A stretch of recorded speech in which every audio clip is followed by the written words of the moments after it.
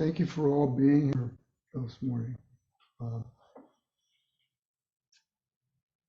Uh, my name is Tensan Chuck Ramey, for those of you who don't know me. And I live in Tacoma, Washington. Um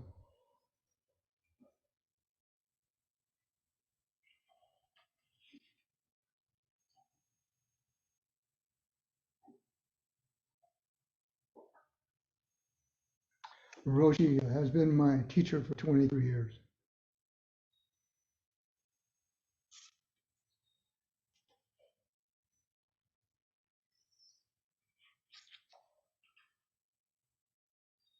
I want to welcome you all here. Um, Thank you for being here. It's great, wonderful to be in your presence. Um,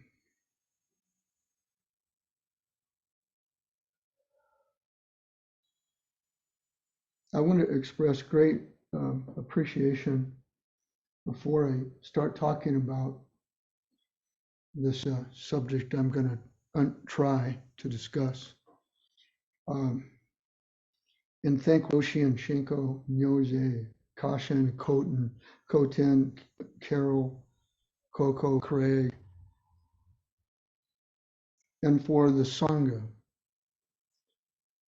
I thank all of you for holding this place. Uh, and I'm grateful for the Sangha.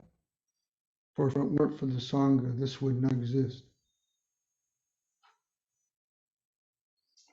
Um, you know, we live in a time now in which there's a kind of placelessness in our world, at least in mine.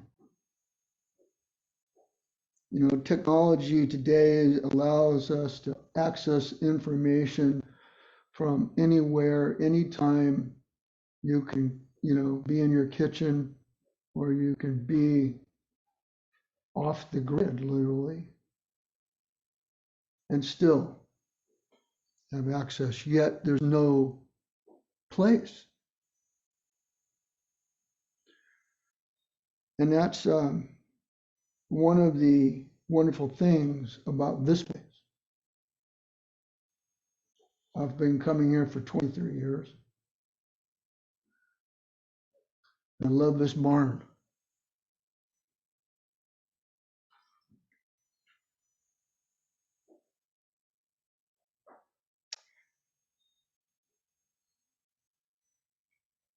Um, I want to just mention also, um, those of you who might not be aware, 1st of September is a watershed event in the 50 plus year history of Sonoma Mountain Zen Center. And Nyoze will take the mountain seat and become the abbot, and Roshi and Shinko become wisdom holders.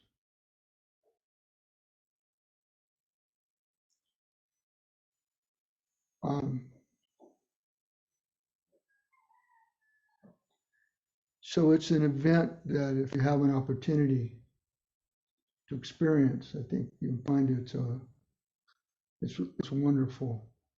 And then finally, I need to express my appreciation for simply having the ability in my life to do this practice.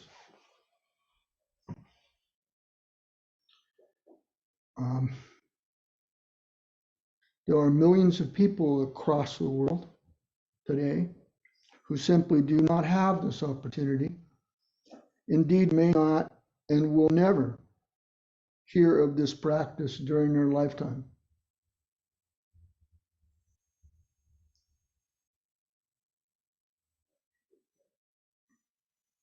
All they want to do is keep their family safe and find some clean water.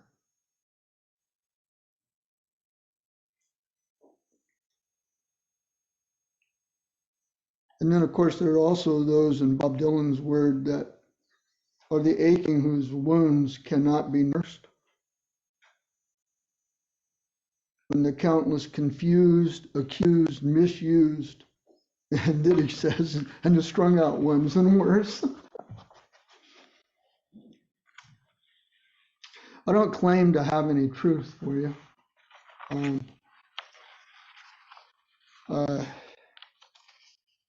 I hope that by sharing my experience, I might it might be of some use to you on your journey. And with that, let me say that preparing for this talk was very difficult for me. It's always difficult, because you have to search yourself. But this one was really difficult.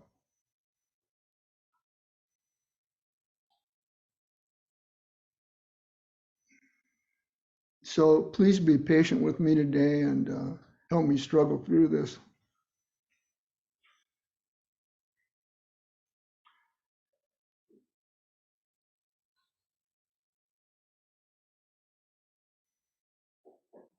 I think it was on Wednesday before I got here, I received an email from Coco, and she said, we need a title for your talk. I hadn't even thought about a title,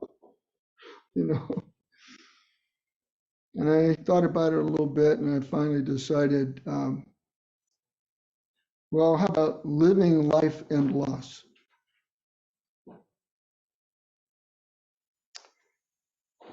I have a younger sister. I'm 74 years old, and she's a couple years younger than me. I've never had a brother, but I had.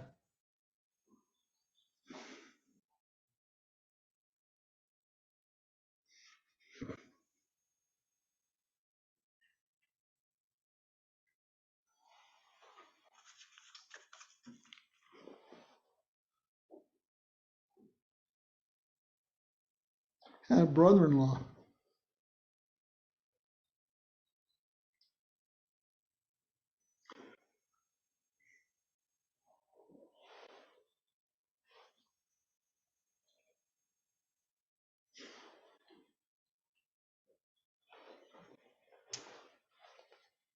For 53 years. And with him, I became very close in the last 20 years.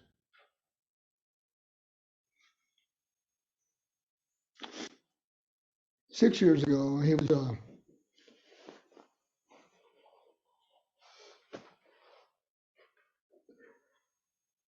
diagnosed with Alzheimer's.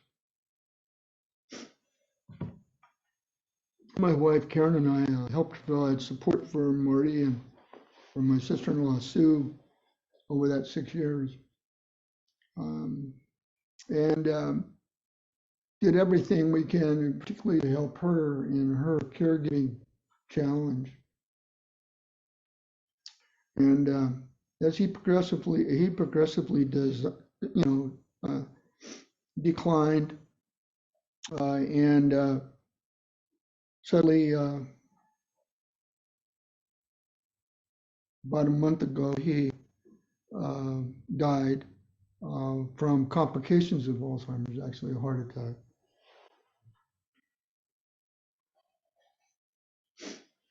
Marty's death modeled my preparation for this talk. As a matter of fact, I found myself just seriously resisting even preparing for it. I really didn't want to do it.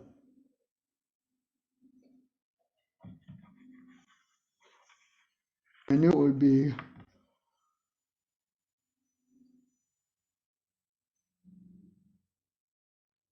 hard. And mostly because I think I really had to look at myself.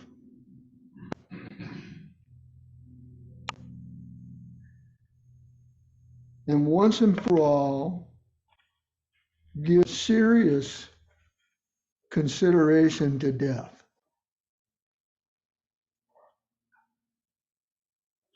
And also, part of this is that my wife, Karen, of 54 years, has very serious medical problems. So what I'd like to address today is, what does Zazen, what does this practice have to do with dying? Um,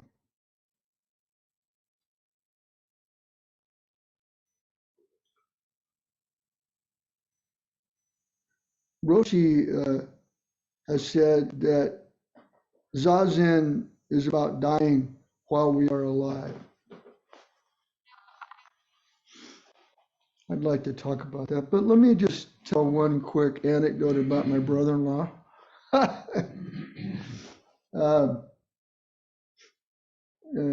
Where's Jundo? Jundo's here. Jundo's a golfer.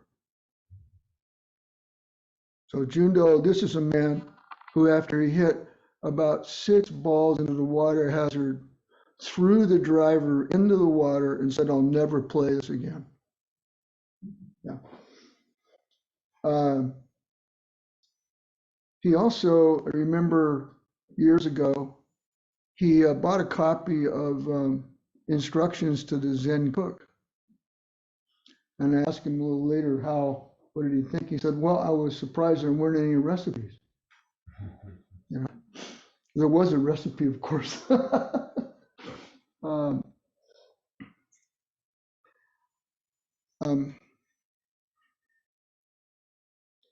anyway, this statement, Zazen,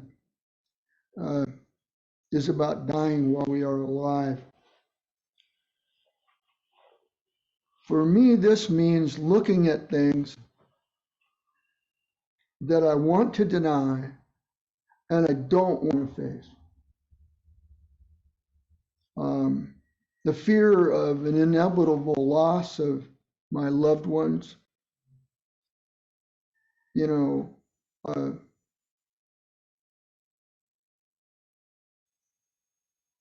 for friends, people I'm close to, and of course, like all of us, my own death.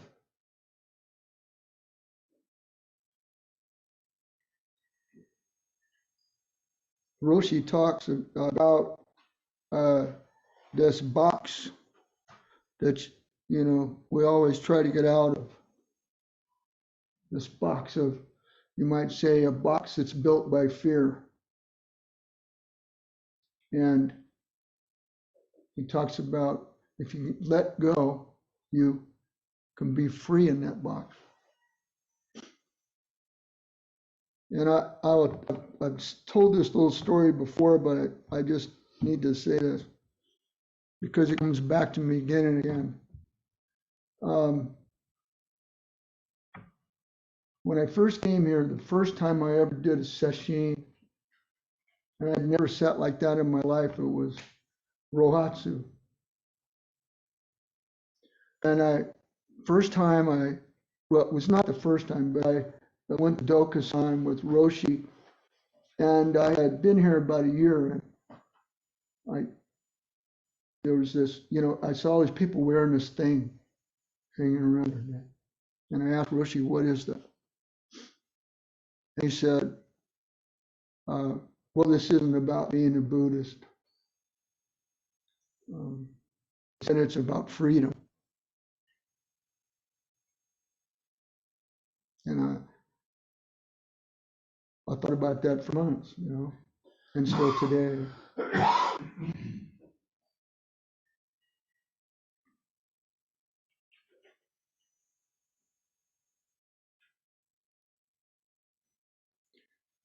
I think in the last 2 years in particular, I had the experience of the teaching of Alzheimer's.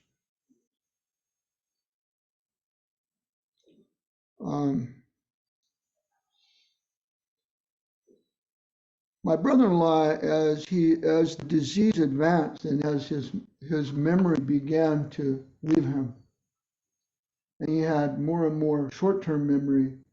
I mean, lost his short-term memory, and had, he was in the past in his mind a lot. He began looking for home. And I'm told that this is not uncommon for Alzheimer's, people with this disease. They look for home. And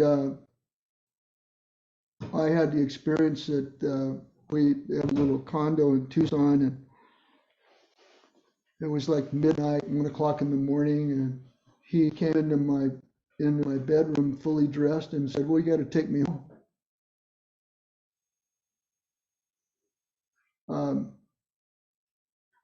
He's in his home that he's been in for 27 years, and wants to leave because he's not home.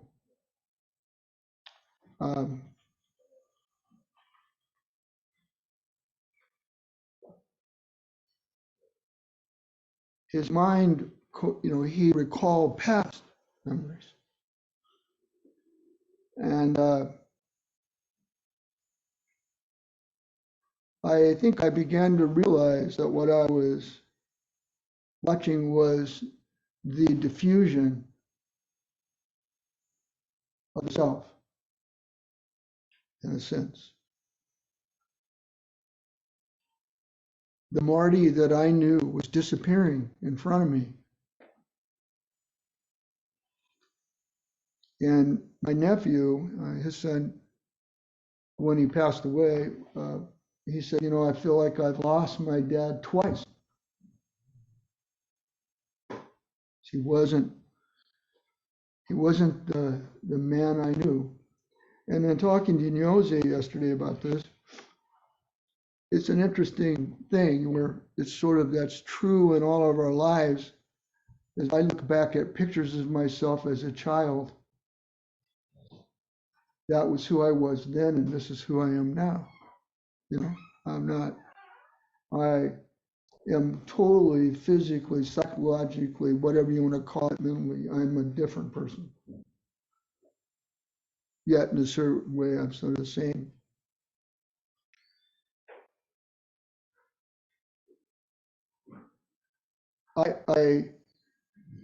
I started to feel like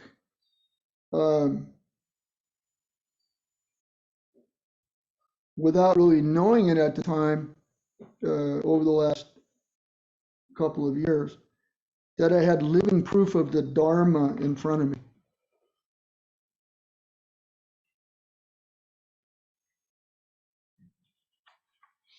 It was a diffusion of the self that I was witnessing. And another way to say it, it's direct evidence of the delusion upon which most of the world thrives. Greed and desire.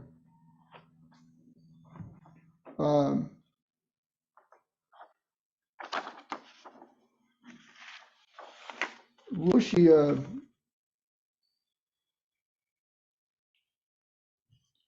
in his talk in Nine Sky, I think it's in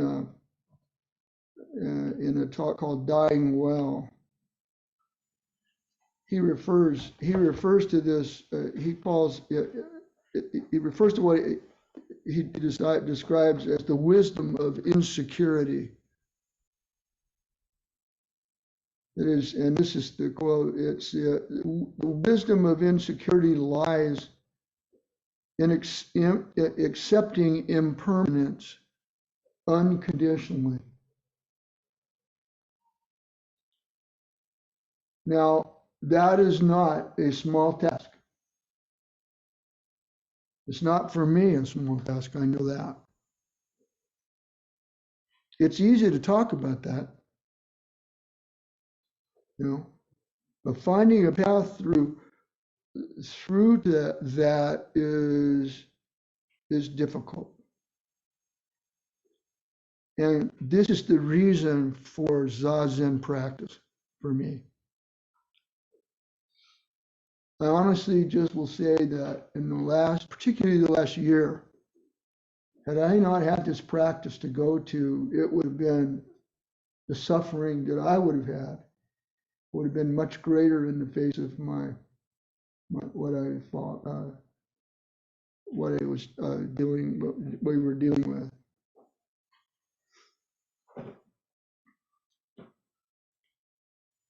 Roshi tells a couple of stories.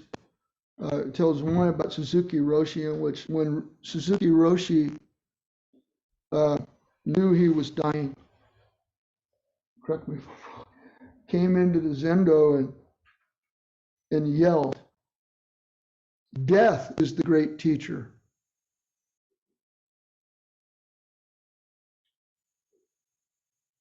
And Roshi told me this. He said that Suzuki Roshi there was another saying he had, which was, life is like taking your boat to sea and then it sinks.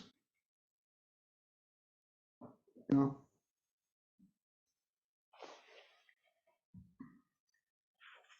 You know, your mind is the mind is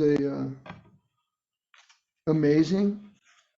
That's my experience. And for most of my life, and maybe to actually this morning, had me convinced that it was a thing.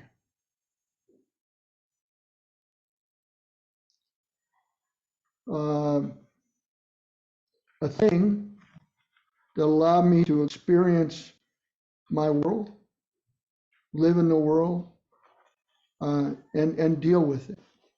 And of course, it does that. But I think someone once told me that Suzuki Roshi said, if it's not a paradox, it's not Zen.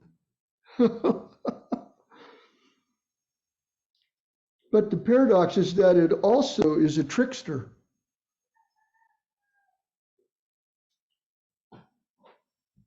It presents as, in our language, a noun, a thing, you know.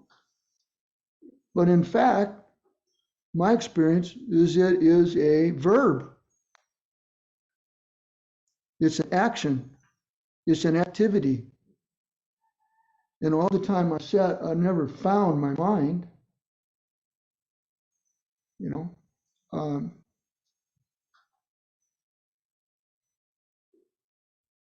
And it's an action that does not operate, doesn't happen without my body, without my physical body.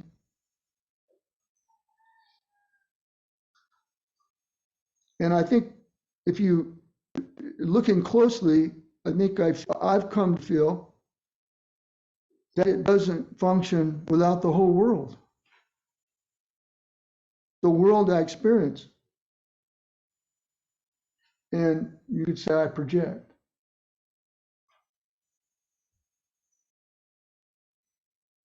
And creates this small self that makes me want to have another toy. You know? It's like in the meal chant, 72 labors brought us this food. We should know how it comes to us. In the Sandokai, you know, the chant we do every day, every morning, intimacy of relative and absolute. There is the line, to be attached to things is illusion. And I realized how attached I am to my own mind.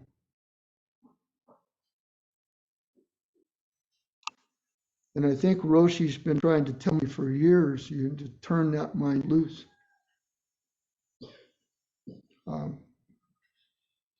So I'm not sure where I'm going here, but I'll try to get you to the end of this.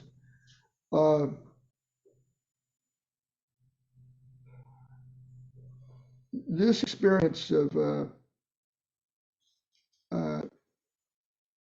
loss, suffering, fear. I started thinking again about the Heart Sutra and the first lines of the Heart Sutra. So, Avalokiteshvara, practicing deep prajna paramita, clearly saw that all 5 conditions are empty. Thus was relieved from all suffering and fear. Now, it does not say relief from pain. It doesn't say relief from grief. It doesn't say relief from sadness. It says suffering and fear, which seems to me are a pair.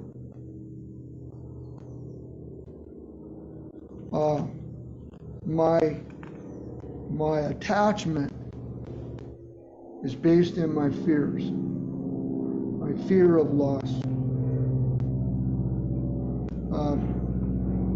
And Roshi, in his talk, One Great Matter, said that practice may not take away all suffering, but it will ease your burden.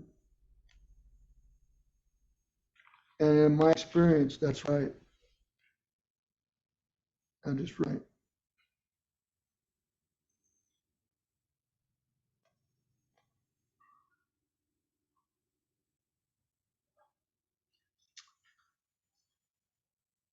How important this subject is, I just would say,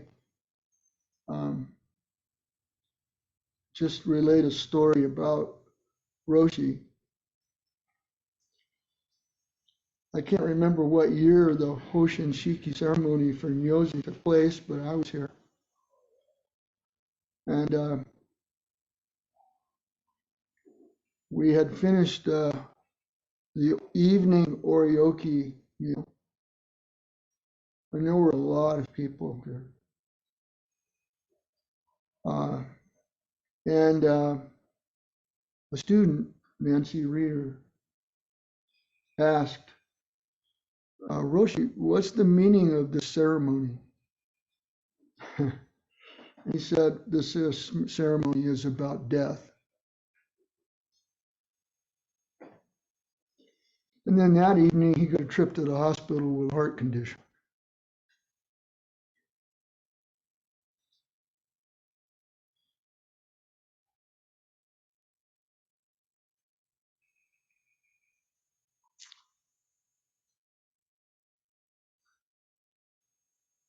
I found that this practice helps me every day. Somehow it has bled into my daily life. There's that U2 line, so all colors bleed into one.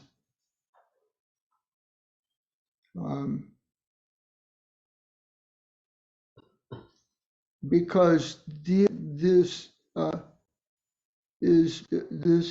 sense is present when I do the dishes, or when I cut the lawn, or whatever I do. Or chasing my two-year-old great-grandson around, Even as I grieve the loss of this man and the future loss possibly of my partner of 54 years, and face the fear of losing my own life,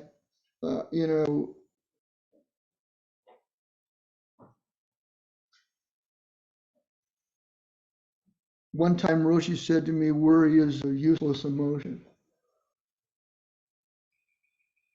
And, that's right. And all you have to do is ask Karen, ask my wife, she'll tell you what a worrier I am.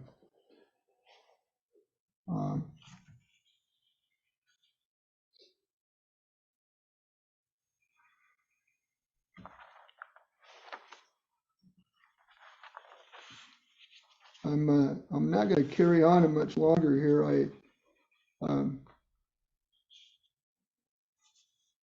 If you haven't read the talk in Roshi's in Breath Switch Mind, active participation and loss, this is great. And I'll just give you a quick, this is what Roshi said. My deepest wish is that somehow, wherever we are, each one of us will do something that will enable us to become fully satisfied in our life. Since no matter where we go, our mind comes with us. It needs training in some kind of practice.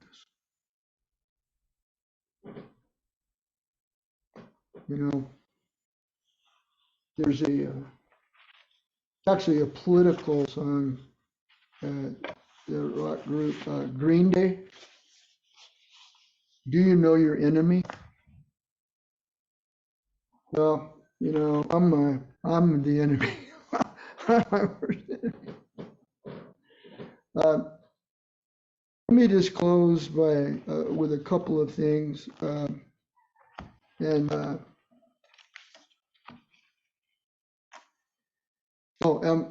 if this is brief, I hope it is. When I told my wife told Karen, I'm going to try to keep this brief, she said, I've never heard you to be brief in your life. So, you know,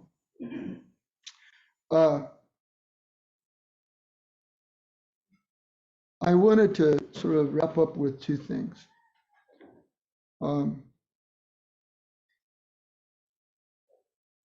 In the class that we finished here recently, on the Lankavatara Sutra, Roshi has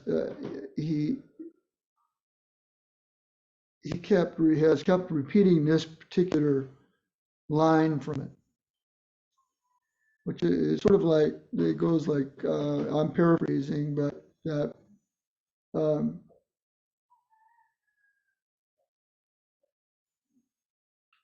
the practice is about the personal realization of the Buddha's knowledge. You know, and I think the Buddha discovered human ignorance in all of its glory, you know. And I just wanted to say that. I felt that it fit into somehow. And also, I mentioned what I was grateful for earlier, but that gratitude is deeper than I expressed. I'm grateful for the ability to practice.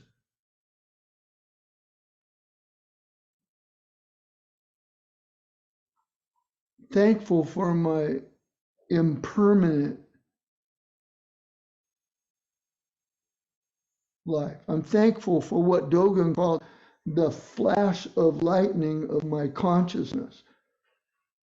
One time, I get a chance. It's like the Han says, you know, like Suzuki Roshi says on the Han, don't goof off.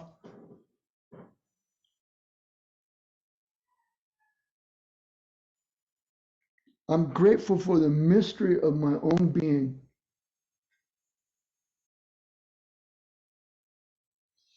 And that's really the best I can do, is say mystery.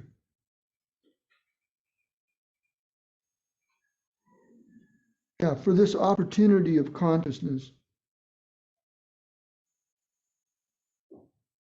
and for what I call the Buddha's discovery of ignorance. With that, let me just close with a kind of an old school Kize.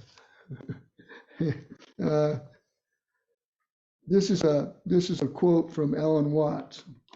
I had a discussion with a great master in Japan,